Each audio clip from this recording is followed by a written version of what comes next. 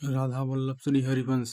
आइए सुनते हैं माँ गंगा का मृत्युलोक में अवतरण तथा प्रभु श्री राम के पूर्वजों के दिव्य चरित्र का वर्णन गुरु जी के मुख से।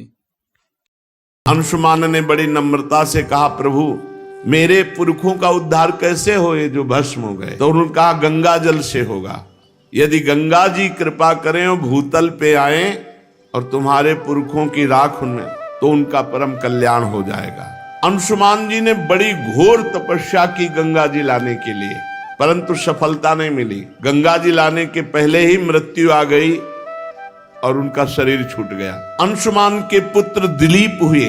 महाराजा दिलीप जी ने भी भारी तपस्या की गंगा जी को भूतल पर लाने के लिए, परंतु गंगा जी लाने में असफल रहे और उनकी भी मृत्यु हो गई। दिलीप के पुत्र हुए भगीरथ जी। उन्होंने भारी तपस्या बचपन से ही की गंगा जी को प्रसन्न करके भूतल पर लाने के लिए। वो 3 पीढ़ी लग गई, तब गंगा जी प्रसन्न हुई। गंगा जी ने प्रसन्न होकर के दर्शन दिया और कहा, मैं तुम्हें वर देने के लिए आई हूं, क्या तुम वरदान चाहते हो। भगीरथ जी ने बड़ी नम्रता से साष्टांग प्रणाम किया गंगा मैया को और प्रार्थना की कि आप मृत्यु लोक में पधारिए और हमारे पुरखों का कल्याण कीजिए। गंगा जी ने कहा कि जिस समय मैं स्वर्ग से पृथ्वी पर गिरूंगी तो कोपि धारिता वेगम पतंत्या में महीतले अन्यथा भूतलम भित्वा नृपयासे रसातलम। कोई चाहिए जो भूमंडल पर पृथ्वी लोक में बीच में मुझे रोक ले। अगर नहीं रोका तो मैं अपने वेग से रसातल को चली जाऊंगी, तुम्हारा प्रयास निष्फल। भूतल पर मुझे कोई रोकने वाला चाहिए। इसके अतिरिक्त दूसरी बात, भगीरथ ये 2 समस्याएं हैं। भूतल पर कोई चाहिए जो मुझे रोक ले, नहीं तो मैं रसातल को चली जाऊंगी ब्रह्मलोक से सीधे। और दूसरी बात, पृथ्वी पे जाऊंगी तो पापी लोग मेरा स्पर्श करके निष्पाप हो जाएंगे, पर मैं पाप युक्त हो जाऊंगी, तो मैं पाप कहां धोऊंगी। इस विषय पर तुम विचार करो। भगीरथ जी ने कहा, पहले समस्या का तो समाधान मैं अभी किए देता हूं। माता तुम चिंता मत करो, जब पृथ्वी पर आप जाओगे तो पापी ही आपका स्पर्श नहीं करेंगे।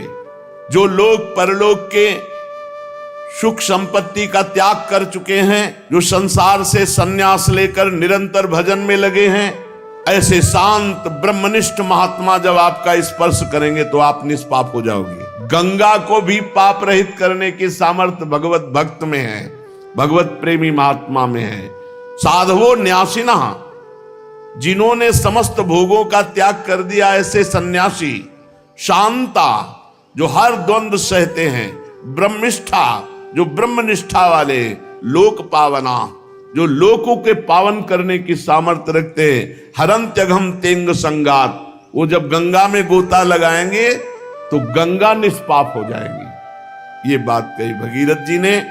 वो अपने अंग स्पर्श से हे गंगा तुम्हारे पापों को नष्ट कर देंगे, क्योंकि उनके हृदय में अगरूप अघासुर को मारने वाले भगवान श्री कृष्ण का निरंतर चिंतन होने के कारण भगवान वहां प्रकाशित हो जाते हैं। हृदय में भगवान कब प्रकाशित होते हैं? निरंतर चिंतन करने के कारण। और दूसरी बात कि तुम्हारा वेग रसातल में भेद कर चला जाएगा तो नहीं माता। बीच में ही धारयिष्यति ते वेगम रुद्रस्त्वात्मा शरीरिणाम यस्मिन् नोतमिदं प्रोतम विश्वम साटीव तंतुषु। तुम चिंता ना करो, मैं रुद्रदेव की तपस्या करूंगा। भगवान शंकर से कहूंगा ब्रह्मलोक से जब तुम गिरोगी तो तुम्हें बीच में ही रोक लेंगे। तो गंगा जी ने सोचा कि महादेव जी किस में रोक लेंगे मुझे, देखते हैं। तो गंगा जी ने जो ही ब्रह्मलोक से ऐसी विशाल धारा गंगा जी की, भगवान शंकर ने जटा खोल दी। जटा कटा संभ्रमम भ्रमण निलंप निर्झरी विलोलवी चिवल्लरी विराजमान मोरधनी, और बांध लिया जटाओं। गंगा की धारा को जटाओं में लपेट लिया। भगीरथ ने कहा, महाराज नीचे कुछ बूंद तो गिरे, नहीं तो हमारे पुरखे तो वैसे ही रह गए। तब एक जटा खोली तो 3 गंगा के स्वरूप हुए। अलकनंदा, भागीरथी, मंदाकिनी। अलकनंदा स्वर्ग गंगा, पाताल गंगा मंदाकिनी, जो अनुसुईया जी के आश्रम में प्रकाशित हुई चित्रकूट में। और भागीरथी तो पावन त्रिभुवन पावनी श्री गंगा जी भारत देश को पावन करते हुए, हिमालय से देश को पावन करते, आगे आगे भागीरथ जी चल रहे हैं और पीछे गंगा जी चल रहे हैं। कितना महान पावन भूमि है जहां गंगा जी विराजमान है। गंगा जी, इतनी आसक्ति गंगा जी से कहीं नहीं हुई ऐसी आसक्ति। यमुना जी का अवगाहन सेवन हुआ पर उतना नहीं हुआ जितना गंगा जी का हुआ। बचपन से गंगा जी ही पूरा जीवन थी। आहार भी गंगा जल का ही और विहार भी गंगा के तट का। पूरा गंगा शब्द से एकदम रोमांच होता है, जैसे अपनी सगी माँ की याद आ जाए और हृदय विकल हो जाए, ऐसे हो जाता है। गंगा जी की आसक्ति हृदय में इतनी कि वो बता नहीं सकती। जैसे अपनी माँ से आसक्ति होती है, ऐसे गंगा जी से आसक्ति थी और उन्होंने पालन पोषण माँ की तरह ही किया। हे देवी, तुम्हारे तीर पर केवल तुम्हारा जलपान करता हुआ, विषय तृष्णा से रहित होकर।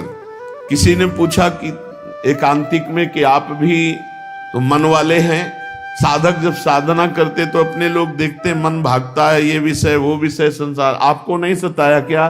तो आपको सही बताएं, ऐसी रहनी और ऐसा स्थान की विषय चिंतन का कहीं संयोग ही नहीं था। ऐसे ऐसे सिद्ध महापुरुष ब्रह्मलीन, जिनको देखने के बाद हाहाकार मचता ब्रह्म तत्व में स्थित होने का, कहीं विषय संयोग का दर्शन गंगा किनारे कहाँ है? और कभी हरिद्वार की तरफ ऊपर नहीं चढ़े, जहां देखा कि भीड़ वहां नहीं गए, बस किनारा किनारा ही, प्रयाग, तीर्थराज, काशी विश्वनाथ घाटों में, फिर किनारा वापस, यही क्षेत्र ही था, यही क्षेत्र था। हम कहीं जीवन में नहीं गए, किसी भी तीर्थ में, किसी और धाम में नहीं गए। वृंदावन आना था इसलिए चित्रकूट से तो कई दिन चित्रकूट में रुके, नहीं तो कोई तीर्थ नहीं, बस गंगा किनारे जो पड़ते हैं, ब्रह्मावर्त, इलाहाबाद संगम, काशी विश्वनाथ, बस किनारा गंगा जी। गंगा ही हमारा जीवन थी। हे भगवती गंगा, तुम महादेव जी के मस्तक की लीलामयी माला हो। जो प्राणी नित्य तुम्हारे जल कण के अणुमात्र का भी स्पर्श करता है, वो कलि कलंक के भय को त्याग कर दिव्यता को प्राप्त होता है। कलयुग उसका कुछ नहीं बिगाड़ सकती। जो गंगा जल का पान करते हैं, एक बूंद ही चाहे रोज, गंगा जल है कौन? हमारे प्रभु का चरणामृत है, वामन भगवान का। ब्रह्मांड को फोड़ कर निकलने वाली महादेव जी की जटालता को उल्लसित करती हुई, स्वर्गलोक से गिरती हुई सुमेरु की गुफा और पर्वतमाला से झड़ती हुई पृथ्वी पर लौटती हुई पाप समूह की सेना को कड़ी फटकार देती हुई, समुद्र को भरती हुई देवपुरी की पवित्र नदी गंगा हमें पावन करे। श्री गंगा जी वरदान है, ब्रह्मद्रव है, मूर्तिमान भगवत स्वरूप है। हम भारतवासियों का कितना सौभाग्य जहां की नदी के रूप में ब्रह्मद्रव, बिल्कुल सच्ची कहते हैं, रोज नया उत्साह, नई एक अगन भगवत प्राप्ति की, तत्वबोध की। कभी ऐसा खान पान विश्राम संसार ये स्मरण की ही वृत्ति नहीं रही। गंगा जी की कृपा से ये स्मरण की ही वृत्ति नहीं थी। त्रिकाल गंगा स्नान, तीनों टाइम सर में डुबकी लगा के, ऐसे नहीं कि ऐसे हाथ पैर धो लिए, ऐसे तीनों बार गंगा जी का स्नान, चाहे सर्दी हो, चाहे गर्मी, चाहे बरसात।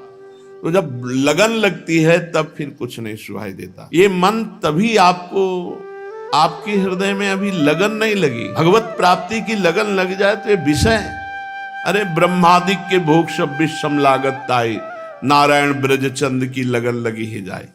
ऐसे ही जो गांव के लोगों के 100 फेंक दिए जाते हैं, कुत्ते किनारे लाके ऐसे नोच रहे, वहीं बैठे हैं, वहां भोग सुहाई देगा, भोग चिंतन सुहाई देगा।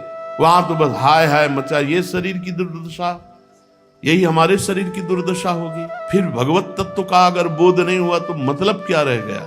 वहां यही दृश्य, कहीं चिता में आग लग रही, कहीं कोई हाथ लिए कुत्ता भाग जा रहा है, कहीं कोई टांग घसीट रहा है, यही दृश्य थे। ये दृश्य आग का काम करते हैं वैराग्य के। क्या शरीर है? तो कई कई दिन भूखे रहने पर भी पीड़ा थोड़ी होती थी, हर समय ब्रह्माकार वृत्ति। कैसे कैसे जीवन का परम लक्ष्य प्राप्त होगा, रात दिन। तो ये जो प्राकृतिक कष्ट हैं, ये सुख का अनुभव कराते हैं। जैसे योद्धा को जब घाव होता है तो सुख होता है, कायर पुरुष भयभीत होता है, ऐसे जिसका लक्ष्य होता है भगवत प्राप्ति। और गंगा जी वैराग्य में ऐसा पेट्रोल का काम करती है। अगर थोड़ा भी वैराग्य है तो बढ़ा के वैराग्य को बिल्कुल अवधूत बना दे। गंगा जी की अपार महिमा, और यमुना जी की महिमा है कि वैराग्य से अनुराग में डुबा दे, प्रेम में डुबा दे। श्री भगीरथ जी त्रिभुवन पावनी गंगा जी को वहां लेकर के गए जहां उनके पितरों के शरीर राख बने हुए पड़े थे। आगे आगे वो वायु के वेग के समान रथ पर सवार होकर चल रहे, पीछे गंगा जी कलरव करती हुई दौड़ रही, कल कल करती हुई गंगा जी दौड़ रही। इस प्रकार गंगा सागर संगम पर पहुंचकर उन्होंने जले हुए पुत्रों को अपने जल से गंगा जी ने पावन किया। यद्यपि सगर के पुत्र ब्राह्मण के तिरस्कार से भस्म हुए थे, अपराध हुआ था, लेकिन ये गंगा जी की महिमा है कि ऐसे महत अपराधी को भी परम पद प्रदान किया अपने जल के स्पर्श मात्र से। केवल गंगा जल का जे ही उनके शरीर की राख से स्पर्श हुआ कि सब के सब परम पद के अधिकारी बन गए। जय हो भारत भूमि की जहां ऐसी पावन गंगा जी। अरे गंगा जी का दर्शन, गंगा जी का आचमन, गंगा जी का स्नान तो निष्पाप करता ही। अगर गंगा गंगा यो ब्रुयात योजना नाम सतैरपि, गंगा गंगा गंगा ऐसा उच्चारण करे तो 400 कोस दूर से निष्पाप कर देती गंगा जी। जिनके उद्धार का कोई उपाय नहीं, वो भागवत अपराधी सगर के पुत्र परम पद को प्राप्त हुए, ऐसी माता गंगा जी की महिमा है केवल गंगा स्पर्श मात्र से। और जो रोज गंगा जी नहाते हैं, गंगा जी का दर्शन करते हैं, गंगा जल पान करते हैं, भला उनके उद्धार में क्या। बड़ी परम पवित्रता की मूर्ति गंगा जी, वो अनुभव अलग अलग महिमा है। पवित्रता की मूर्ति गंगा जी, ज्ञान का उन्मेष गंगा जी के जल से होता है। वैराग्य तो चरम सीमा तक बढ़ जाता है, मृत्यु भी बिल्कुल खिलवाड़ लगती है। गंगा जल से जब शरीर का स्पर्श होता है तो सब पाप थर्रा उठते हैं, नष्ट हो जाते हैं। जो लोग श्रद्धा के साथ नियम लेकर गंगा जी का स्नान करते हैं, उनके संबंध में तो कहना ही क्या है। मैं गंगा जी की महिमा के संबंध में जो कुछ कहा है उसमें कोई आश्चर्य की बात नहीं, क्योंकि गंगा जी सर्वाश्चर्य में भगवान के चरण का धोवन है। जिन चरणों का श्रद्धा से चिंतन कर लेने मात्र से बड़े बड़े मुनि निर्मल हो जाते हैं और तीनों गुणों के बंधन को काटकर भगवत स्वरूप बन जाते हैं। ये गंगा जी उन्हीं भगवान का चरणामृत है, चरण धोवन है। ये संसार के बंधन को काट दे, इसमें कौन सी बड़ी बात है। भगीरथ जी के पुत्र हुए श्रुत, श्रुत का नाभ, नाभ का सिंध द्वीप और सिंध द्वीप का अयुतायु, अयुतायु के पुत्र का नाम था ऋतुपर्ण। ये महाराज नल के मित्र थे। नल को पाशा फेंकने की विद्या ऋतुपर्ण ने ही बताई थी और बदले में अश्व विद्या सीखी थी।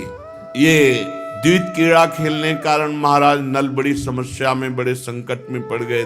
पीछे महाभारत में नल और दमयंती का पावन चरित्र सुनाया गया था। तो महाराज ये ऋतुपर्ण बहुत द्वित क्रीड़ा में प्रवीण थे। ऋतुपर्ण नल को पासा फेंकने की विद्या और नल ने अश्व विद्या, बहुत विचित्र इन विद्याओं की कलाएं थी। इतनी रफ्तार से रथ हाँक रहे थे कि ऋतुपर्ण का दुपट्टा गिर गया। तो उन्होंने कहा महाराज सारथी दुपट्टा गिर गया। बोले महाराज न जाने कितने योजन आप आगे आ चुके हो। बोले अभी तो गिरा। बोले महाराज अब तो और कितने आगे आ गए। नल को इतनी विद्या प्रवीण थी कि उन्होंने गणित लगा करके एक चलते हुए रथ से एक वृक्ष में, कि सिहोर का शायद वृक्ष था, किसका वृक्ष था, उसके पत्ते फल सब पूरा गणना बदल। तो राजा ने कहा नहीं रुको, रथ रोको, हम तुम्हारी अंदाज वाली बात नहीं मानते। बोले महाराज एक पत्ते में फर्क नहीं पड़ सकता। उन्होंने डाल काटी, उतने ही पत्ते उतने ही पुष्प। तब उन्होंने कहा तुम्हारी धन्य है विद्या, तुम कौन हो? तो उनका महाराज मैं हूं तो सारथी ही।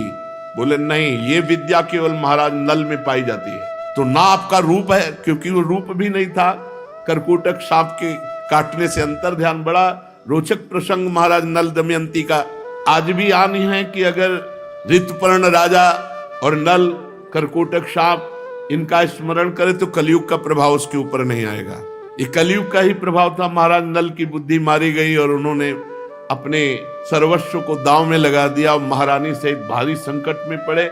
नल से ज्यादा तो संकट महारानी को हुआ जब छोड़ करके महाराज नल चले। कितना कितना संघर्ष महापुरुषों को। तो ऋतुपर्ण अश्वविद्या सीखी महाराज नल से। ऋतुपर्ण का पुत्र हुआ सर्वकाम। राजा परीक्षित ने पूछा, भगवान ये हम जानना चाहते कि महात्मा सौदास को गुरु वशिष्ठ जी ने शाप देकर राक्षस क्यों बना दिया? यदि कोई गोपनीय बात ना हो तो गुरुजन अपने शिष्य को बता देते हैं, तो कृपा करके बताइए। श्री सुखदेव जी ने कहा, परीक्षित एक बार राजा सौदास शिकार खेलने गए और उन्होंने राक्षस को मार डाला, उसके भाई को छोड़ दिया। राक्षस ने राजा के इस काम को अन्याय माना और भाई की मृत्यु का बदला लेने के लिए जब उसने देखा कि आज वशिष्ठ जी राजा के यहाँ भोजन करने आ रहे हैं, तो रसोइये का अपहरण कर लिया, माया से रसोइये का रूप धारण कर लिया और अभक्ष पदार्थ मांस आदि भोजन में मिलाकर सुंदर भोजन बनाकर वशिष्ठ जी के सामने परोसा गया। तो वशिष्ठ जी भोजन को देख करके जो ध्यानस्थ हुए तो पूरी बात जान गए कि ये तो अपवित्र है। तो उन्होंने क्रोधित होकर राजा को शाप दिया कि तू निमंत्रण करा रहा है मुझे और मुझे अभक्ष पदार्थ परोसा रहा है, ये तेरा काम राक्षसी काम है, इसलिए जा तो राक्षस भाव को प्राप्त हो जा। इसमें महाराज का कोई दोष नहीं था। वो राक्षस रसोइया के रूप में गुप्त रूप से, पर दोष तो राजा का ही, निमंत्रण देने वाले का ही माना जाएगा। इसलिए वशिष्ठ जी ने शाप दे दिया। महाराज कलमसपाद मित्रशह सौदास नाम से पुकारे जाते थे कि जाओ तुम राक्षस भाव को प्राप्त हो जाओ। उन्होंने चरण पकड़ा और कहा, महाराज मेरी इसमें कोई गलती नहीं है। तब उन्होंने कहा, ठीक है 12 वर्ष तो राक्षस रहोगे ही, 12 वर्ष के बाद तुम पुनः अपने स्वरूप को प्राप्त हो जाओगे। तब उन्होंने कहा, महाराज बिल्कुल अपराध न होने पर 12 वर्ष के लिए राक्षस भाव दिया, मैं भी आपको शाप दे सकता हूं। तो उनकी पत्नी ने कहा, नहीं, ये आकाश, ये पृथ्वी, ये दिशाएं सब के सब भगवत स्वरूप है और गुरुदेव सब रूपों में है, गुरुदेव को दंड देना ये कहां की बात? तुम तो अभी राक्षस बन गए, साप तो 12 वर्ष का हो, तुम तो अभी राक्षस बन गए। उनकी पत्नी ने डांट लगाया। तो उन्होंने कहा, मैं जल को कहां छोड़ू? तो उनका अपने पैरों में छोड़ो। इसीलिए उनके पैर काले पड़ गए, तो कलमशपाद नाम से वो पुकारे गए। थोड़ी देर में वो राक्षस हो गए, राजा बिल्कुल राक्षस बन गए क्योंकि वशिष्ठ जी का शाप। अब राक्षस बने हुए जंगल में भूख प्यास से भटक रहे थे। वहां देखा एक ब्राह्मण 9 दंपत्ति मैथुन कर रहे, सहवास कर रहे। भूख लगी हुई थी, पकड़ लिया ब्राह्मण को। ब्राह्मण पत्नी ने कहा, अभी हमारे संतान का योग था और आप राजा हो, आप राक्षस नहीं हो, आप महारथी हो, आपको अधर्म नहीं करना चाहिए, मेरा पति दे दो क्योंकि मुझे संतान की कामना है। लेकिन सांप के वशीभूत उन्हें कुछ सुहाई नहीं दे रहा। खा डाला ब्राह्मण को, जैसे कोई मूरी गाजर खाए ऐसे खा डाला। ब्राह्मण तपस्याशील सद्गुण संपन्न था। राजा सांप के वशीभूत होकर उसे खा डाला। श्रेष्ठ ब्रह्म ऋषि पति का ये वध देख करके उसको और क्रोध आ गया और उसने कहा, मेरे को भी खा, क्योंकि मेरा पति जब ले लिया तो मेरा जीवन किस काम का। बहुत रोने लगी। महाराज ने कहा, मुझे कुछ सुहाई नहीं दे रहा, मेरे अंदर राक्षस भाव जागृत हो चुका है, मैं तुम्हें भी खा जाऊंगा, पर अभी मेरी भूख नहीं लगी, मैं कोई दया करके नहीं छोड़ रहा हूं, मेरी बुद्धि काम नहीं कर रही, वशिष्ठ जी के शाप से मैं राक्षस हो चुका हूं। ब्राह्मणी ने क्रोध करके राजा को शाप दे दिया, अरे पापी, मैं जब काम से पीड़ित थी ऐसी अवस्था में मेरे पति को खा गया, इसलिए जब तू स्त्री सहवास करना चाहेगा तो तेरी मृत्यु हो जाएगी, ये मैं शाप देती हूं। वो ऐसे बेचारे सांप पे परेशान थे और सांप ऊपर। चलो कलयुग में सांप ही नहीं है, बहुत बचत है। 12 वर्ष बीतने के बाद जब तू सांप से मुक्त होगा और अपनी पत्नी के पास जाएगा, उस समय मेरा सांप काम करेगा। अब तो वैसे राक्षस भाव को प्राप्त हुए। अब राक्षस भाव में सांप मिल गया कि गृहस्थी लायक नहीं रह गए। उन्होंने इतना दिमाग काम कर रहा था, ये शाप याद रखा और जीवन में कभी गृहस्थ सुख नहीं भोगा महाराज कलमशपाद, इसलिए वो संतानहीन हो गए। 12 वर्ष के बाद वशिष्ठ जी ने संतान प्रदान की, 7 वर्ष तक गर्भ धारण किया, परंतु बच्चे नहीं हो रहा था। वशिष्ठ जी की कृपा से गर्भाधान तो हुआ, पर 7 वर्ष तक बालक नहीं हुआ। तो वशिष्ठ जी ने एक पत्थर उठाया और पेट पर आघात किया। पत्थर को शास्त्रीय भाषा में अस्म कहते हैं। अस्म से चोट करने के कारण वो बालक प्रकट हुआ तो अस्मक कहलाया। ये बहुत चक्रवर्ती सम्राट हुए अस्मक जी। जब परशुराम जी पृथ्वी को क्षत्रियहीन कर रहे थे तब अस्मक जी को ही छुपा लिया गया था। इन्हीं को नारी कवच कहते हैं। इन्हीं से फिर आगे चलकर क्षत्रिय वंश का विस्तार हुआ। मूलक के पुत्र हुए दशरथ, दशरथ के एडविड, एडविड के राजा विश्वसा, विश्वसा के खडवांग हुए। महाराज खडवांग ऐसे महावीर थे, इन्हें कोई जीत नहीं सकता था। देवताओं की प्रार्थना से दैत्यों का वध किया महाराज खडवांग ने। और जब देवता बहुत प्रसन्न हुए तो पूछा आपको जो वरदान चाहिए मांग लो। तो खडवांग ने कहा मेरी आयु कितनी बची है? तो उनका 2 घड़ी 48 मिनट। अरे मेरा जीवन केवल राजकाज में और युद्ध में इतने में जाता रहा। तत्काल अपने मन और इंद्रियों को अधीन किया और 48 मिनट में परम पद प्राप्त किया।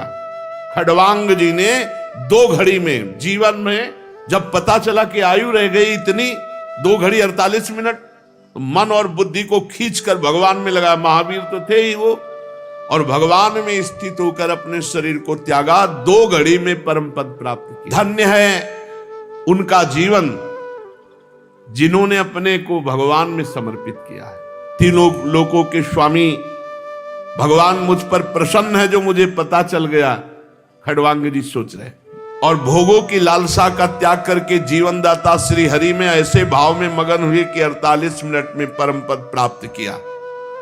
परीक्षित, खडवांग जैसा कोई महावीर चक्रवर्ती सम्राट और 48 मिनट में भगवत प्राप्ति, 48 मिनट में भगवत प्राप्ति। इसलिए उनको तो पता था कि 2 घड़ी बाद मर जाएंगे, अपने को 2 घड़ी का भी पता नहीं। इसलिए हर समय राधा राधा राधा।